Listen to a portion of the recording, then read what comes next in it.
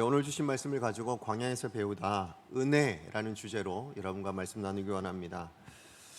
여러분 어린이에게 위인전을 읽히지 말라라는 말을 혹시 들어보신 적 있으세요? 이게 무슨 말인가 싶은 생각이 있으시겠지만 교양 브런치라는 책이 있는데요. 그 책 안에 보면 철학자 탁석산 박사라는 분이 하셨던 말입니다. 이유인즉 위인전이요, 어린이들에게 꿈과 비전 이런 것들도 심어줄 수 있지만 또 반면에 열등감을 불러올 수도 있기 때문에 굉장히 위험하다라는 이야기를 하시더라고요. 특히나 한국 위인전은 거의 대부분 그 위인들이요, 어린 시절부터 천재성을 발휘하거나 아니면 다른 이들보다 좀 탁월함 아니면 비범함 이런 것들을 좀 가진 사람들이었다고 합니다. 속된 말로 얘기하면 떡잎부터 좀 이렇게 다른 사람들이라고 얘기할 수 있어요. 그러다 보니까 이런 위인전을 읽고 자란 아이들이 자기 자신이 천재성이 없거나 아니면 어떤 탁월함이 없다라고 느껴질 때, 그때는 그 마음 가운데 사기가 꺾이거나 아니면 열등감에 빠질 경우가 있다라고 그렇게 얘기를 하는 겁니다. 그러므로 어린아이들에게, 우리 자녀들에게 위인전이라고 무조건 읽히는 것이 아니라 부모님들이 함께 읽어주시면서 충분히 설명을 해줘야 될 필요가 있다라는 이야기들을 해주시더라고요. 저는 신앙생활에도 그런 것 같다라는 생각을 해봅니다. 저도 어렸을 때 신앙의 위인들에 대한 이야기를 읽다 보면요, 정말 내가 그렇게 살 수 있을까라는 그런 우려스러운 마음들이 있었거든요. 염려가 있었어요. 나도 다윗처럼 골리앗을 만나면 달려갈 수 있을까? 정말 사자와 곰이랑 싸워 이길 수 있을까? 엘리야처럼 850대 1? 그게 가능하나? 정말 죽음을 무릅쓰고 내가 신앙을 지킬 수 있을까? 별의별 생각들을 좀 많이 해봤던 것 같습니다. 여러분, 정말 성경에도 보면요, 마치 위인전처럼 믿음의 위대한 사람들에 대한 이야기가, 그들의 삶의 일대기가 여러 곳에 곳곳에 나오지요. 여러분, 노아, 아브라함, 모세, 다윗, 엘리야 등 이름만 얘기해도요, 정말 다 알만한, 누구라도 알만한 위대한 그 믿음의 선조들에 대한 일생이 성경에서 읽혀지고 있습니다. 자, 그런데 여러분, 정말 감사하게도 어떤 게 있냐면, 성경이 말씀하는 그 믿음의 위인들은요, 제가 앞서 말씀드렸던 위인전, 그것과는 좀 많이 다르다라고 말씀드릴 수 있을 것 같아요. 자, 일단 뭐가 다르냐면, 거의 모든 성경의 이 위인들은 그냥 우리가 생각하는 것처럼요, 천재적이거나 아니면 비범하거나 이런 사람들은 아니었다라는 것을 우리는 확인할 수 있습니다. 오히려 주변에서요, 볼 수 있을 법한 그냥 평범한 사람들, 어떻게 보면 좀 찌질한 사람들, 이런 사람들이 더 많은 것 같아요. 좀 부족한 사람들이 더 많은 것 같습니다. 그리고 그러한 사람들이 얼마나 연약했었는지, 그들이 얼마나 부족했었는지조차도 뭐예요? 성경에서 적나라하게 기록해주고 있는 것을 보고 있습니다. 물론 성경에도 보면 믿음의 사람들이 정말 얼마나 위대한 삶을 살았는지에 대해서, 어떤 위대한 삶을 살았는지를 다 이야기해 줍니다. 하지만 성경이 그들의 위대함만을 이야기하고 있는 것이 아니라 그들의 실패, 심지어는 그들의 죄악까지도 빠짐없이 다 기록되어 있는 것을 우리는 종종 발견하죠. 여러분, 노아 어떻습니까? 홍수의 심판까지는 정말 당대 위인이라고 할 만한 그런 사람의 모습들을 보여줬어요. 하지만 그 이후에 어떻게 됩니까? 포도주에 취해서 하체를 자기의 자녀들에게 드러내는 일을 범하고 맙니다. 아브라함은 하나님의 약속을 온전히 신뢰하지 못해서 뭐합니까? 사라의 몸종 하갈을 통해서 이스마엘을 낳지 않습니까? 모세는 이스라엘 백성들을 잘 인도해내고 나서도요, 그 광야에서 잘 인도하는 중에 어떤 일이 있습니까? 이스라엘 백성들이 불평을 참아내지 못합니다. 그리고 혈기를 부리다 뭐예요? 불순종의 죄를 범하죠. 그리고 오늘 본문에 기록되어 있는 이 다윗도 마찬가지입니다. 다윗도 정말 위대한 신앙을 가지고 있었지만, 그러나 오늘 본문을 보면요, 특별히 오늘 본문을 보면 정말 이해하기 어려운 모습을 보여주고 있습니다. 자, 우리 1절 말씀 같이 한번 읽어볼까요? 자, 1절입니다. 시작. 다윗이 그 마음에 생각하기를 내가 후일에는 사울의 손에 붙잡히리니 블레셋 사람들의 땅으로 피하여 들어가는 것이 좋으리로다. 사울이 이스라엘 온 영토 내에서 다시 나를 찾다가 단념하리니 내가 그의 손에서 벗어나리라 하고. 물론 이렇게 정말 사울을 피하기 위해서, 목숨을 부지하기 위해서 이런 결정을 내렸다라고도 할 수도 있어요. 하지만 여러분, 블레셋은 뭐예요? 이스라엘과 원수지간이잖아요. 게다가 다윗은 어떤 사람이에요? 우리 지난번 한번 얘기했지만 블레셋의 적장이었던, 블레셋의 정말 대단한 사람이었던 골리앗을 죽인 사람으로 이미 블레셋 안에도 유명한 사람입니다. 게다가 여러분 우리 21장에서 한번 봤지만 이미 다윗은요 먼저 블레셋에 한번 망명을 했었어요. 그런데 그곳에서 죽임을 당하지 않기 위해서 뭐 했어요? 미친 척하고 수염에 침을 질질 흘려가면서 그렇게 해서 도망 나왔던 경험이 있는 그런 경험도 있었습니다. 뿐만 아니라 여러분 지나고 나서 또 선지자 갓을 통해서 하나님께서 뭘 얘기하세요? 너는 이방 땅에 머물지 말고 유다 땅으로 돌아가라 라는 하나님의 말씀을 증거해 줍니다. 그 하나님의 명령을 듣고는 다윗이 헤레스풀로 유다 땅의 그 수풀로 돌아오는 일들도 있었어요. 자, 그러니까 지금 다윗이 다시 블레셋으로 망명하는 건요 목숨을 부지하기 위해서 뭐 하는 거예요? 원수에게 자기 목숨을 의지하는 겁니다. 게다가 무엇보다 블레셋 땅으로 가는 건 뭐예요? 하나님의 뜻에 대한 불순종이라는 거예요. 하나님 분명히 이방 땅에 머물지 말고 유대 땅에 들어와 있으라고 말씀하셨거든요. 자, 게다가 여러분 지난주에 우리 불과 한 장 전이에요. 자, 지난주에 있었던 다윗이 했던 고백이 있습니다. 자, 26장 24절 말씀 우리 같이 한번 읽어보기 원합니다. 시작. 오늘 왕의 생명을 내가 중히 여긴 것 같이 내 생명을 여호와께서 중히 여기셔서 모든 환난에서 나를 구하여 내시기를 바라나이다 하니라. 지금 이 고백은요 다윗이 하나님에 대한 확신을 가지고 하는 고백입니다. 하나님이 나를 보호해 주십니다. 하나님이 나를 지켜 주십니다. 모든 환난에서 구해내 주실 것입니다. 이것이 그냥 있는 확신도 아니에요. 왜요? 다윗이 그동안의 숱한 경험들을 통해서 경험했던 바거든요. 하나님이 지켜주신 것, 하나님이 나를 구해주신 것, 피할 길을 내주신 것, 그것을 날마다 경험했던, 그 순간순간마다 위기 때마다 경험했던 다윗이었기 때문에 이 고백이 가능했습니다. 자, 그런데 이 고백을 한 지 채 한 장도 지나지 않은 이 시점에 다윗이 뭐라고 얘기하고 있어요? 1절 상반절 보니까 뭐라고요? 다윗이 그 마음에 생각하기를 내가 후일에는 사울의 손에 붙잡히리니. 사울의 손에 붙잡히리니. 여러분 다윗의 이 생각이 얼마나 잘못된 것입니까? 여러분 그동안 살펴보았던 다윗의 인생을 한번 생각해 보시면 이런 결정을 내릴 만한 근거가 다윗에게는 하나도 없어요. 물론 다윗에게는요 끊임없이 사울이 쫓아오고 있는 건 맞아요. 숱한 위기 어려움이 있었어요. 하지만 하나님이 그냥 내버려 두셨나요? 그러지 않았습니다. 하나님은 언제나 다윗에게 피할 길을 허락해 주셨고 다윗이 만났던 그 모든 위기와 어려움 가운데서 하나님은 그보다 그 모든 것을 뛰어넘을 만한 은혜, 능력들을 베풀어 주셨거든요. 또 여러분 사무엘상 23장 14절 말씀 여러분 한번 읽어보시면 뭐라고 돼 있어요? 사울이 매일 다윗을 찾았다고 얘기합니다. 그런데 하나님께서 다윗을 사울의 손에 넘기지 않으셨다고 이야기하거든요. 맞아요. 사울의 손에 넘기지 않으심으로 다윗은 늘 사울의 손에서 피할 수 있었어요. 늘 피하여 도망 다닐 수 있었단 말이죠. 자, 그런데 오늘 27장이 오늘 본문에서 다윗은 하나님께서 베푸셨던 그 모든 은혜의 순간들을 마치 다 잊어버린 것처럼 망각한 듯한 그런 불신앙의 모습들을 보여주고 있는 것입니다. 다윗은 지금 자신의 방법으로요, 자신의 지혜로 자기의 안전을 도모하려고 하고 있는 모습이에요. 아니 어떻게 자기를 죽이려 하는 그 사울이 두렵다고 하나님을 두려워하지 못하고 하나님이 금하시는 그 이방 땅에, 그것도 이전에는 한번 미친 척함으로 빠져나와야 했던 그 원수의 나라에 자기 자신뿐만 아니에요. 이제는 몇 명이요? 자신을 따르고 있는 600명과 그의 가족들까지 다 이끌고 그곳으로 들어갈 수 있단 말이에요. 그들 다 누구예요? 다 하나님의 사람들, 이스라엘 백성들, 다 하나님께서 자기의 백성으로 삼으신 사람들 아닙니까? 그러니까 지금 이 다윗의 결정에 있어서는요, 과거에 하나님께서 자기를 지켜주셨던, 보호해 주셨던 그 모든 은혜보다 오늘 만나는 이 환난, 그 어려움, 이것이 더 크게 영향을 미치고 있는 것을 보고 있습니다. 그래서 결국 뭐예요? 그 일로 인하여 신앙적인 결정을 하지 못하는 거예요.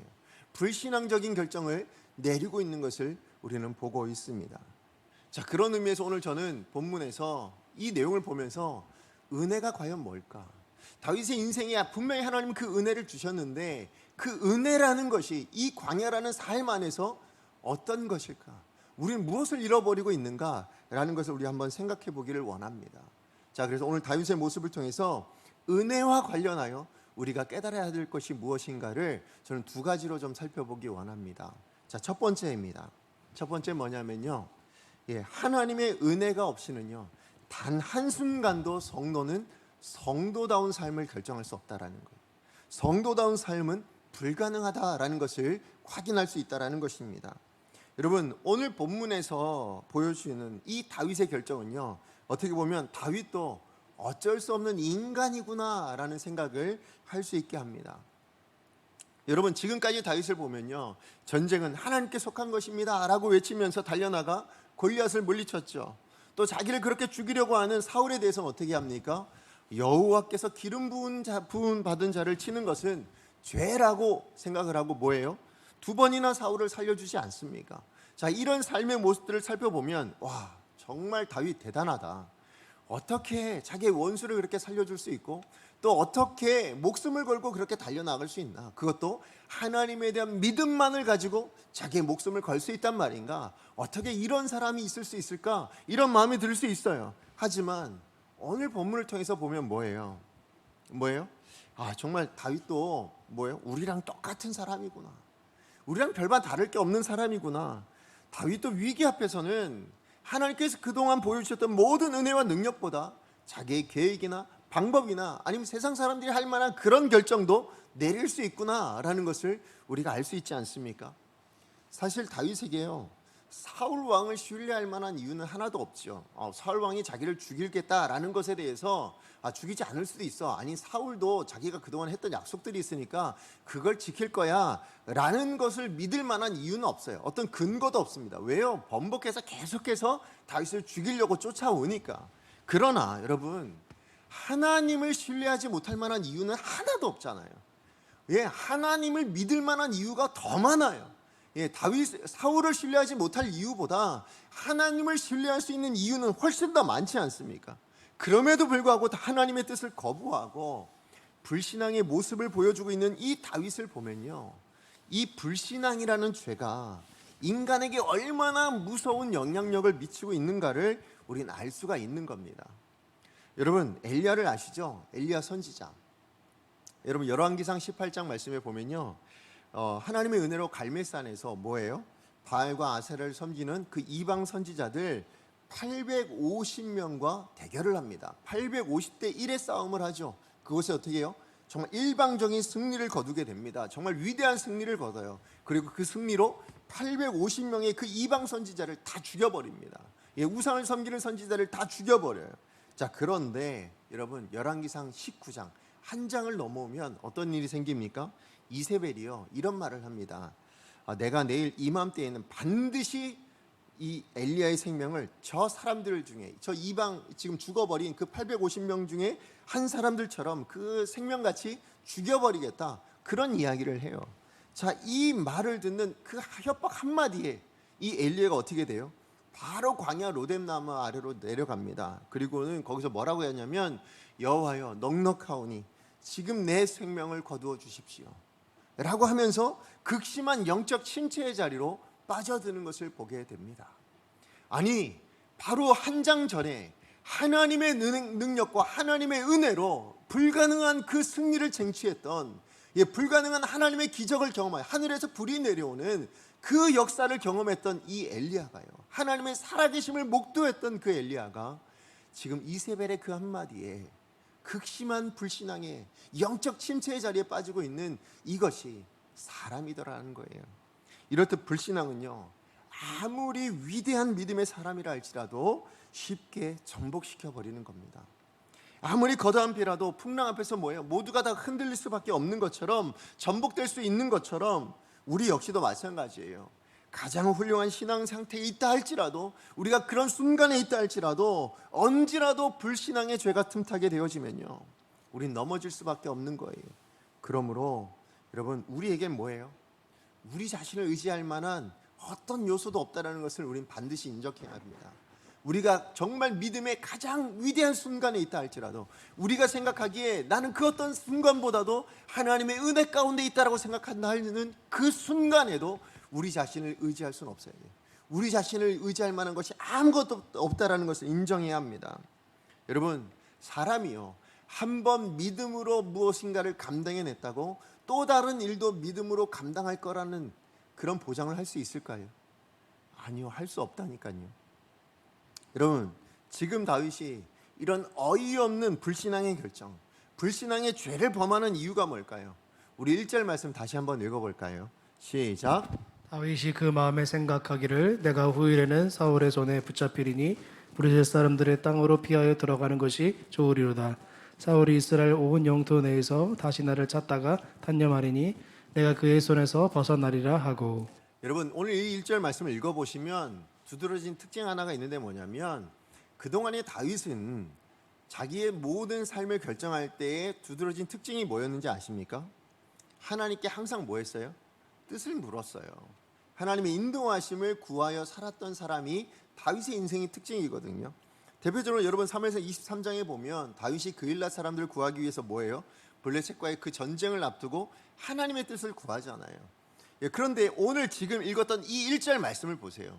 지금 다윗이요, 하나님과 지금 대화를 나누고 있는 게 아니에요. 그죠?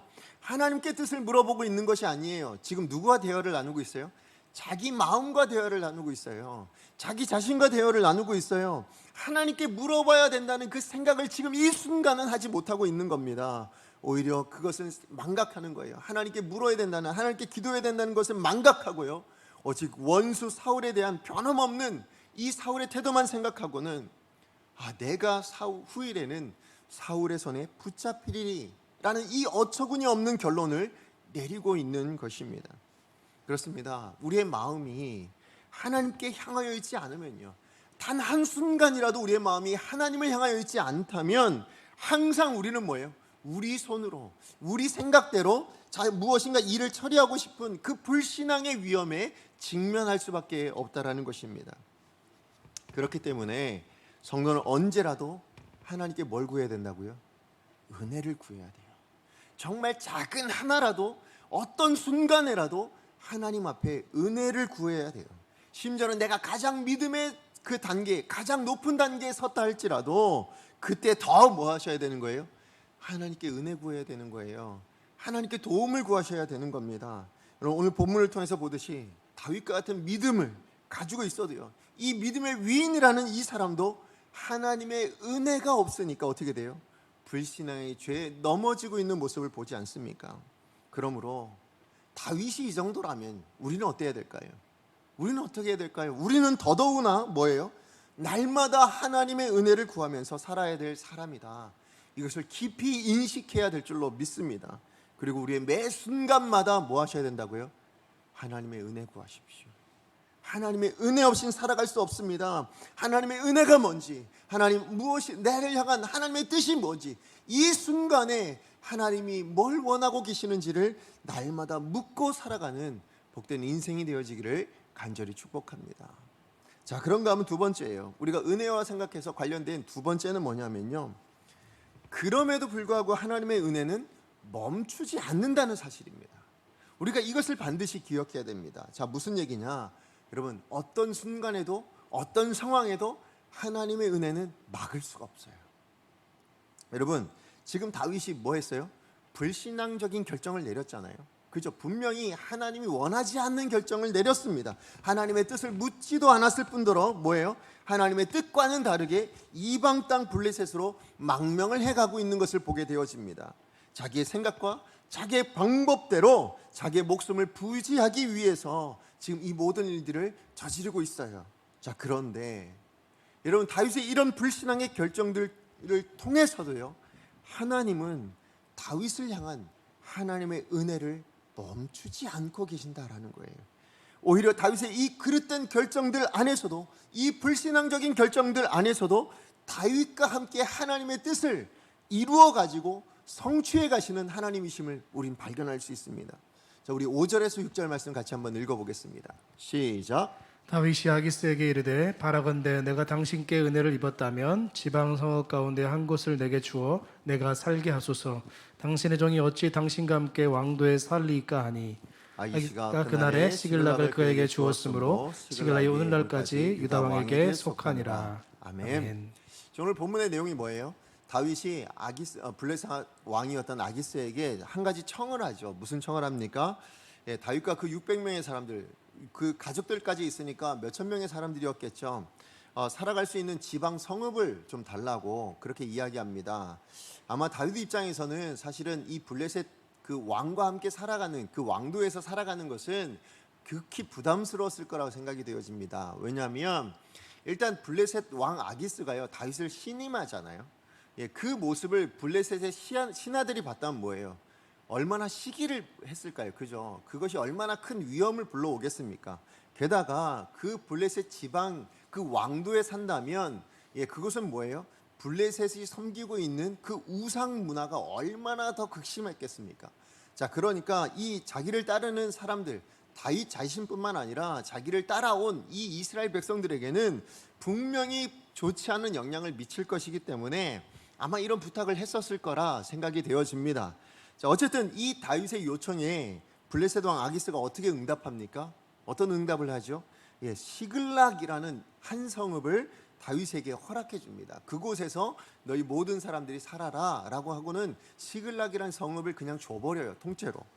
자, 그런데 여러분, 여기서 이 시글락이라는 성읍이요, 자, 이 성읍은요 사실은 원래 이스라엘 백성들이 정복해야만 했던 가나안 땅 중에 하나였어요. 자, 무슨 얘기냐? 여러분, 여호수아 15장 말씀에 보면요, 유다 지파, 이스라엘 그 당시에 유다 지파에게 분배했던 땅 중에 하나가 실글락이었어요. 자, 뿐만 아니라 여러분 19장에 가서 한번 보시면, 여호수아 19장에 보시면요, 이것이 다만 이 시글락이 유다에게만이 아니고요, 시므온 지파에게 분배했던 땅이기도 합니다. 자, 그러니까 유다이든 시므온이든 이 시글락이라는 성읍은 이 두 지파 중에 하나가 정복했어야만 했던 그런 땅이었다라는 거예요. 자, 그런데 오늘 본문에 보니까 뭐예요? 지금까지도 이게 정복을 했다가 못한 건지 아니면 정복을 했다가도 다시 빼앗긴 건지는 잘 모르겠지만 어쨌든 지금까지 뭐예요? 이스라엘 땅이 되지 못하고 있는 그런 모습 가운데 있었던 거예요. 어느 지파도 정복을 하지 못하고 있는 그런 상황 가운데 있었다라는 거죠. 어느 땅이요? 시글락이란 성읍이. 자, 그런데 여러분, 이제 누구의 땅이 된 겁니까? 이제 누구의 땅이 되었어요? 유다 땅이 되지 않았습니까? 그죠? 지금 블레셋 왕 아기스가 다윗에게 줌으로 인하여서 자연스럽게 유다 땅이 된 거예요. 정말 피 한 방울 흘리지 않고요, 피 한 방울 손에 묻히지 않고 그 땅을 이스라엘의 땅으로, 유다의 땅으로 만들어낼 수 있었다라는 겁니다. 결과적으로 보면요, 지금 다윗은 이 말도 안 되는 불신앙의 선택을 통해서도 하나님은 시글락을, 오늘 본문에 뭐라고요? 오늘까지 유다 왕에게 속하니라. 즉 이스라엘 땅으로 회복되게 하시는 이 은혜를 다윗에게 허락해 주셨다고, 이스라엘에게 허락해 주셨다고 말씀해 주고 있는 것입니다. 사실 우리는요, 보통 이런 불신앙의 선택을 하는 다윗을 보면 뭘 생각합니까? 하나님께서 당연히 징계를 하시겠지라고 생각을 하죠. 맞아요. 지금까지 보여진 모습은 사실 하나님께서 다윗에게 불신앙의 죄를 저질렀음에도 불구하고 하나님의 은혜를 멈추지 않고 오히려 하나님의 뜻을 이루어 가신다는 것을 보여주고 있지만, 그러나 아니요, 사실 여러분 후에 보시면 다윗의 이 불신앙의 죄가요, 하나님의 징계가 없지 않다라는 걸 보여주십니다. 이후에 불신앙의 결정이 어떤 징계를 불러오는지를 나중에 확인하게 됩니다. 하지만 그렇다고 해서 하나님이 다윗을 포기하시느냐, 그렇다고 해서 하나님께서 다윗을 버리셨는가? 그렇지 않다라는 거예요. 그냥 포기하지 않고 다만 버리지 않은 정도가 아니라 뭐예요? 여전히 다윗을 향한 하나님의 뜻, 여전히 다윗을 향한 하나님의 은혜는 계속되어지고 있다라는 것을 오늘 본문을 통해서 우리는 확인할 수 있는 겁니다. 맞아요. 다윗을 향한 하나님의 은혜는 멈추지 않습니다.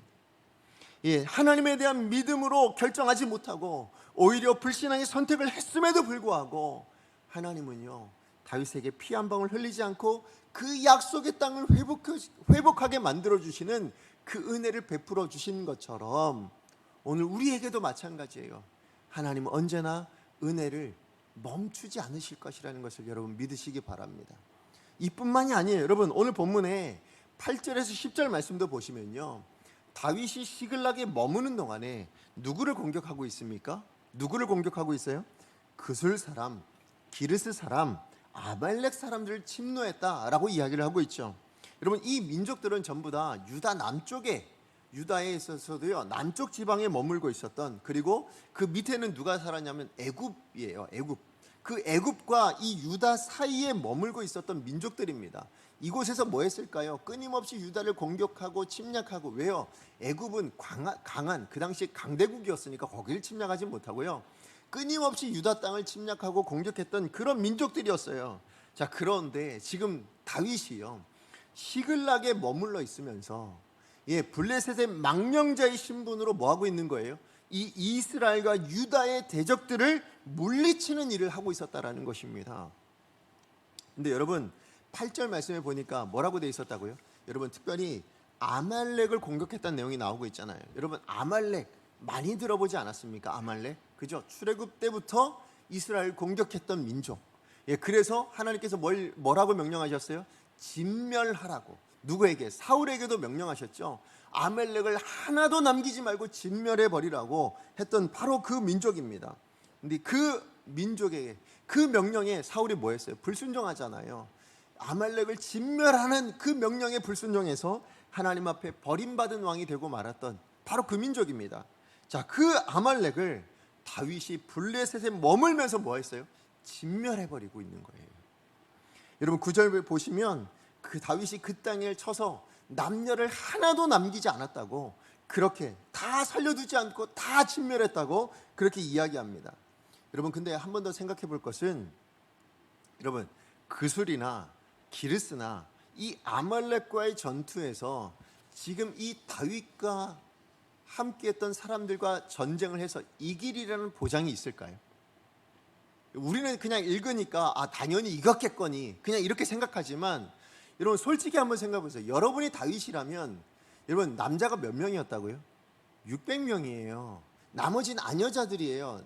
여자이거나 아이들이거나 이런 사람들 뿐이에요. 지금 다윗과 함께하는, 싸울 수 있는 사람 몇 명이라고요? 600명밖에 없어요. 자, 그런데 이 다윗과 600명의 사람들이 지금 한 민족을 향하여 공격해서 쳐서 남자 여자를 다 죽일 수 있다. 이게 가능합니까? 여러분 어떻게 생각하세요? 아말렉을요, 몇천 명의 사람들을 이끌고 가서도요 이길까 말까한 그 아말렉을 다 쳐서 이겼다라는 이것이 가능하냐고요. 600명과. 여러분, 우리는 그냥 당연히 읽으니까 당연히 이겼겠거니 생각하지만 아니요, 이건 당연한 게 아니에요. 그럼에도 불구하고 이겼다라는 건 무슨 얘기인 거예요? 하나님이 도와주셨다는 거예요. 그거 외엔 다른 게 없잖아요. 그죠? 다윗을 향한 하나님의 은혜는 지금도 여전하게 임하고 있다라는 것입니다. 정말 이 소규모의 사람들이, 소규모의 정말 어떻게 보면 군사훈련도 제대로 받지 못했던 이 사람들이 어떻게 그술 사람, 기르스 민족, 아말렉 민족과 싸울 생각을 했을까요? 자, 그런데 그리고 어떻게 그들을 진멸시킬 수 있었겠습니까? 정말로 하나님의 은혜가 아니고서는 결탁을 선명할 수 없는 이 일들이 일어난 것입니다. 여러분, 본문에는 구체적으로 표현되어 있지 않지만 하나님의 은혜 외에는 다른 방법이 없는 거예요. 또한 이 일로 말미암아서 여러분 어떤 일이 일어납니까? 이 다윗이요 그 블레셋 왕 아기스에게 신임을 얻게 되어집니다. 아기스가 이제 다윗에게 그 노력했던 물건들을 가지고 오니까, 야, 너는 오늘 어디를 가서 누구를 침노했느냐 이렇게 물어보죠. 놀라면서 물어봤을 것 같아요. 그랬더니 다윗이 뭐라고 얘기합니까? 유다 족속들을 공격했다고 그렇게 속이죠. 이 일로 아기스의 마음에 다윗을 향한 신임이 생겨나게 됩니다. 우리 12절 말씀 같이 한번 다시 읽어보겠습니다. 시작. 아기스가 다윗을 믿고 말하기를, 다윗이 자기 백성 이스라엘에게 심히 미움을 받게 되었으니 그는 영원히 내 부하가 되리라고 생각하니라. 지금 다윗을 믿고 말해요. 뭐라고 얘기합니까? 자기 백성 이스라엘에게 심히 미움을 받게 되었으니, 이제 이스라엘 백성들에게 더 이상 이제 저들은 이제 적이 됐다, 이제 완전히 내 부하가 됐어, 이렇게 지금 생각을 하고 있었다라는 것입니다. 이처럼 다윗은요 어떻게 보면 이건 불신앙적이고 어떻게 보면 거짓말하는 거잖아요. 자, 그런데 지금 다윗은 하나님 보시기에도 불신앙적인 결정을 했지만, 그리고 여전히 거짓을 행하고 있지만 하나님은 다윗에 대한 은혜를 거두지 않고 오히려 다윗에게는요 하나님께서 블레셋의 아기스의 품에서 안전하게 지켜주고 계시는 거예요. 그죠? 이젠 아기스조차도 뭐 하는 거예요? 이젠 다윗을 보호해주고 신임하고 그러고 있는 모습들을 보여줍니다. 뿐만 아니라 그 속에서 뭐하고 있는 거예요? 하나님께서 다윗에게 허락하셨던 유다의 왕, 아니 이스라엘의 왕으로서의 뭐하고 있는 거예요? 사명, 그 소명을 이어가고 있는 거예요. 그 소명을 행하고 있는 겁니다. 그 소명이 뭐였습니까? 여러분, 왕이 하는 일이 뭡니까? 영토를 지키는 거잖아요. 그죠? 영토를 확보하는 거예요. 뿐만 아니라 뭐 해야 돼요? 자기 민족을 치는 이방 민족들을 뭐 하는 거예요? 대적들을 뭐 하는 거예요? 물리치는 게 왕의 역할이잖아요. 자, 그런데 그 역할을 어디서 하고 있는 거예요? 블레셋 땅에서요. 망명자의 신분으로 지금 왕으로서 할 수 있는 그 소명, 그 사명을 감당하도록 하나님께서 그 길을 열어가시고 하나님께서 그 길을 걸어가도록 만들어 주셨다라는 것이에요. 그죠? 다윗의 힘으로 된 겁니까? 아니요. 하나님이 은혜 베풀어 주셔서 이 일이 가능하게 되었다라는 것을 우리는 확인할 수 있습니다. 그렇습니다. 그럼 우리는 반드시 기억해야 됩니다. 우리의 연약함이요, 우리의 악함이 하나님의 역사를 방해하거나 하나님의 은혜를 멈추게 할 수 없다라는 것입니다. 오히려 하나님은 우리의 연약함이나 그 악함을 가지고서도 하나님의 은혜를 드러내시는 분이세요. 하나님의 하나님 되심, 하나님의 뜻을 성취해 가시는 하나님이심을 우리는 반드시 기억해야 될 줄로 믿습니다. 은혜는 우리의 그 어떤 것보다, 어떤 문제보다 크다라는 것을 여러분, 우리는 기억했으면 좋겠습니다. 하나님의 은혜는 우리의 어떤 악함보다 크다라는 것을 우리는 반드시 기억해야 합니다. 그래서 우리의 문제도, 우리의 악함도 하나님께서 은혜를 부으시면 다 뭐예요? 다 잠겨버리는 거예요. 예, 그래서 아무런 흔적도 보이지 않게 될 줄로 믿습니다. 말씀의 결론을 맺습니다. 예, 우리는 연약하죠. 우리는 늘 실수해요. 심지어는 하나님의 뜻을 거스르는 죄악도 짓습니다. 그러나 하나님은요, 하나님의 자녀로 선택한 우리를 포기하실까요? 아니요, 포기하지 않으십니다. 은혜를 거두실까요? 거두지 않으십니다. 그 어떤 순간에도 은혜로 우리를 둘러 보호하시고 지켜주시는 분, 그것이 우리의 하나님이심을 여러분 반드시 기억하시기 바랍니다. 예수님이 우리를 구원하시기 위해 오신 때가 어느 때예요? 우리가 은혜로 잘났을 때예요? 우리가 믿음으로 살아낼 때예요? 아니요, 우리가 범죄했을 때예요. 우리가 가장 악했을 때예요. 그때 예수님 우리 가운데 오시지 않았습니까? 때로는 그 은혜가 여러분 늘 좋은 것만 오진 않아요. 때로는 은혜가 매처럼 아프게 다가올 수도 있습니다. 그래도 우리를 지키시기 위한 하나님의 마음을 기억하고 기꺼이 그것을 감당해낼 수도 있어야 된다고 믿습니다.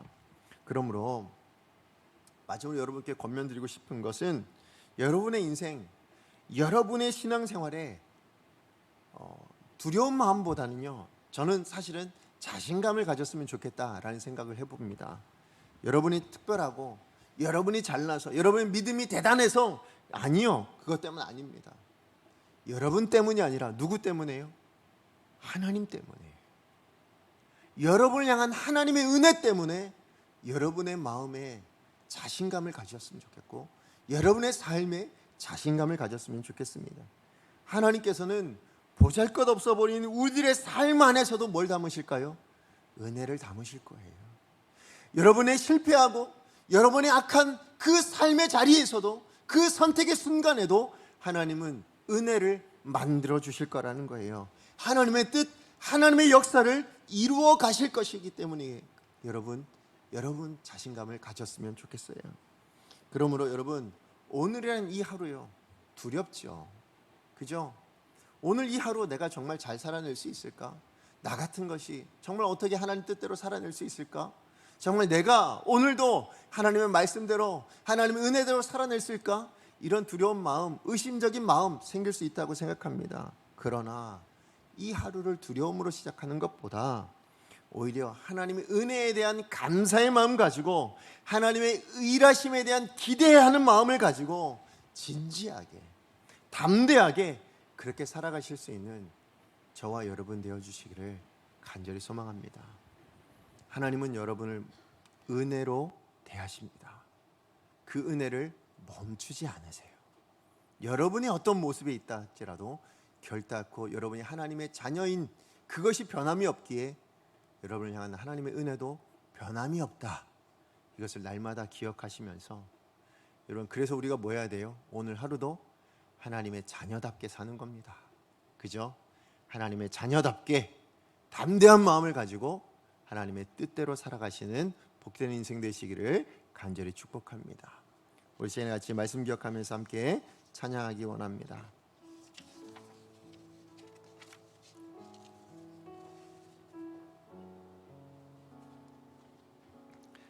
예, 주는 완전합니다라는 찬양이요. 얼마 전에 또 불렀죠.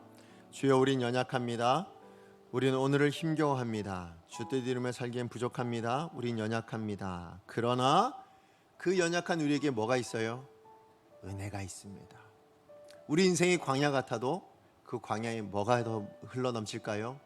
하나님의 은혜가 더 흘러넘칠 것입니다. 광야는요, 은혜의 자리인 줄로 여러분 믿으시기 바랍니다. 코로나와 같은 이 광야 같은 너무나도 어렵고 힘든 이 순간에도 오늘 우리가 당연하게 이 하루를 맞이하고 당연하게 이 예배를 드리는 건 뭐라고요? 은혜가 아니고선 안 된다니까요. 은혜가 여러분에게 있습니다. 주의 은혜가 있기에 우리는 오늘을 삽니다. 우리 같이 이 고백으로 이 찬양을 함께 부르기 원합니다. 함께 찬양합니다.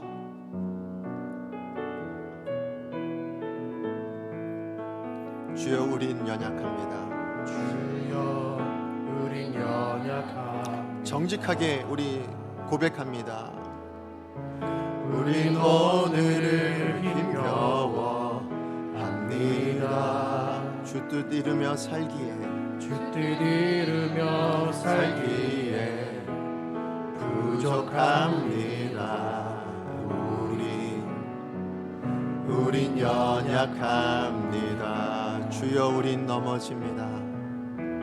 주여 우린 넘어집니다. 오늘 하루 또 다윗처럼 우린 실수합니다. 오늘 하루 또 실수합니다. 주의 긍휼이 아니고서는 설 수 없는 우린 죄인입니다. 긍휼을 구하는 죄인입니다. 우린 주만 주님을 바라볼 때 우리에게 임하는 것이 은혜입니다. 한없는 주님의 은혜 온 세상 위에 넘칩니다. 가릴 수 없는 주 영광 온 땅 위에 주만 합니다. 주님만이 길이오니 우린 그 길 따라갑니다. 그날에 우릴 이루신 주는 완전합니다. 한없는 주님의 은혜 한없는 주님의 은혜 온 세상 위에 넘칩니다. 가릴 수 없는 주 영광 온 땅 위에 충만합니다. 주님만이 길이오니 우린 그 길 따라갑니다.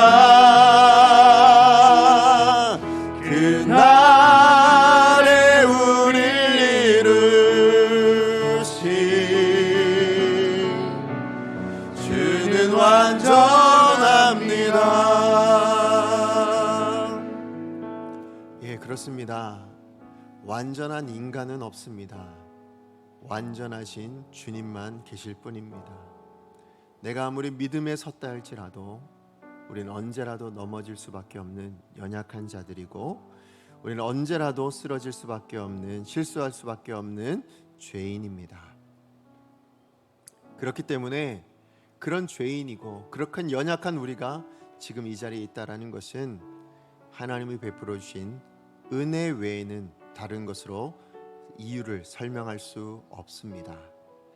여러분, 정말 우리는 은혜를 정말 한순간이라도 잃어버리면 우린 넘어질 수밖에 없어요. 다윗처럼요, 엘리야처럼요. 그러나 하나님은 한순간도 우리를 놓지 않으십니다. 우리는 하나님을 놓을 수 있어도 하나님은 우리를 놓지 않으시더라. 그게 은혜입니다. 우리 시간에 같이 기도할 때요, 하나님, 제가 하나님을 놓친 적이 있습니다. 제가 하나님을 생각하지 못한 적이 있습니다. 제가 하나님의 은혜를 구하지 못하고 내 방식대로, 내 생각대로, 내 마음대로 나의 길을 선택하고 나의 삶을 선택했던 적들이 많습니다. 그러나 그 모든 일에도 불구하고 오늘 내가 이 자리에 있다라는 것은 하나님이 나를 여전히 은혜로 인도해 주셨기 때문이다. 이것을 오늘 말씀을 통해서 다시 한번 확인합니다. 하나님, 그 은혜가 내게 있다라는 것을 기억합니다. 그 은혜를 내게 멈추지 않게 해주시고 그 은혜로 오늘도 승리하며 살아갈 수 있는 하나님의 사람 되게 하여 주시옵소서. 넘어지되 일어날 수 있는 인생 되게 하여 주시옵시고, 쓰러지되 엎드려지는 인생이 아니라 다시 일어나 하나님의 영광을 위해 살아낼 수 있는 하나님의 사람 되게 하여 주시옵소서. 주여 능력을 주옵소서 외치고 하나님 앞에 기도합니다. 주여 능력을 주옵소서. 하나님 시간 주님 앞에 기도하며 나아갑니다. 예 하나님, 우리가 넘어집니다. 예 하나님, 우리는 쓰러집니다. 그렇게 연약한 자, 그렇게 악한 자가 우리임을 하나님 앞에 고백합니다. 다윗도 넘어지는데, 엘리야도 넘어지는데 우리가 무엇이고 한데 넘어지지 않겠습니까? 우리의 연약함을 압니다. 인정합니다. 아니, 그것이 얼마나 어려운지도 압니다. 그러나 하나님, 우리의 연약함을 인정하고 하나님의 은혜가 아니고서는 우리가 한순간도 설 수 없는 자임을 기억하고 하나님의 은혜를 구할 수 있는 우리가 되게 하여 주십시오. 하나님, 우린 연약합니다. 오늘이 힘겨운 자들입니다. 주의 뜻 이름에 살기엔 부족한 자들입니다. 우리가 얼마나 넘어지기 쉬운 자들인지 오늘 하루도 실수하며 주의 긍휼을 구할 수밖에 없는 죄인임을 하나님 앞에 고백합니다. 하나님, 그러나 한없는 주님의 은혜가 있어서, 하나님 한량없는 주님의 은혜가 있어서, 하나님 그 은혜가 오늘도 나에게 차고 넘쳐서 우리가 이 예배의 자리에 하나님을 예배하고 하나님 앞에 기도하며 주를 찬양하고 있는 하나님의 사람이 되는 줄로 압니다. 하나님, 넘어지되 일어날 수 있는 인생 되게 하여 주십시오. 하나님, 쓰러지되 일어날 수 있는 인생이 되게 해주십시오. 하나님 앞에 범죄하되 회복되어지는 인생이 되어줄 수 있기를 원합니다. 주여, 우리를 버리지 않으시고 하나님, 예수 그리스도의 그 십자가의 은혜로, 하나님 예수 그리스도의 그 십자가의 능력으로 우리를 붙들어 주셔서, 하나님 우리를 정결케 하여 주셔서 우리에게 능력을 베풀어 주셔서 이 세상 안에서 하나님의 사람으로, 하나님 이 세상 안에서 하나님의 자녀된 모습으로 온전히 살아낼 수 있는 하나님의 사람들 다 될 수 있도록 주님 기억하여 주십시오. 하나님, 우리 강성의 모든 성도님들, 우리를 향한, 나를 향한 하나님의 은혜는 절대로 멈추지 않는다. 하나님, 이것을 날마다 기억함으로 담대하게 이 세상을 하나님의 자녀답게 살아낼 수 있는 귀한 분들 다 될 수 있도록 주님 도와주시옵소서. 주님 도와주십시오. 사랑하는 하나님, 감사합니다. 우리는 넘어지고 우리는 실수하고 우리는 하나님 앞에 범죄한다 할지라도 하나님, 그런 우리를 포기하지 않으시고 하나님의 자녀됨을 하나님 버리지 않게 하시고 오히려 하나님의 자녀답게 살게 하시기 위해서, 다시 회복하게 하시기 위해서 날마다 더 큰 은혜로 한없는 은혜를 베풀어 주시는 하나님이심을 알게 해주셔서 감사를 드립니다.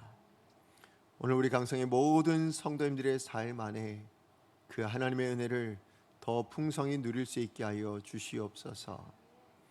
하나님의 은혜가 없이는 한순간도 설 수 없다라는 것을 기억하고 하나님의 은혜만 구하며 살아갈 수 있는 복된 하나님의 사람들 될 수 있게 하여 주시옵소서. 지금 비록 넘어졌다 할지라도, 지금 비록 실수했다 할지라도 하나님께서 포기하지 않으신다는 사실을 깨닫고 오히려 기대하는 마음으로, 하나님의 능력을 사모하는 마음으로 오늘을 살아낼 수 있는 우리 성도님들 다 될 수 있게 하여 주시옵소서. 뿐만 아니라 우리 강성교회를 향한 하나님의 뜻도 그러한 줄로 믿습니다. 우리 교회가 넘어진다 할지라도, 우리 교회가 잠시 쓰러져 있다 할지라도 하나님 우리 교회를 포기하지 않으십니다. 우리 교회를 향한 하나님의 은혜를 멈추지 않으십니다. 그 은혜로 회복해 하실 것이며 다시 세워주실 것이며 더 큰 하나님의 역사를 이루어가고 계실 뿐만 아니라 지금도 이루어 주시는 줄로 믿습니다. 하나님이 우리 강성교회를 통하여 이 땅 가운데 이루시고자 하는 하나님의 역사와 계획하심이 있는 줄로 믿고, 하나님 그것이 멈추지 않을 것임을 생각하고 하나님 이 강성교회를 위하여 더욱더 기도하는 우리 강성의 모든 성도님들 다 될 수 있게 하여 주시옵소서. 예수님의 이름으로 기도합니다. 아멘.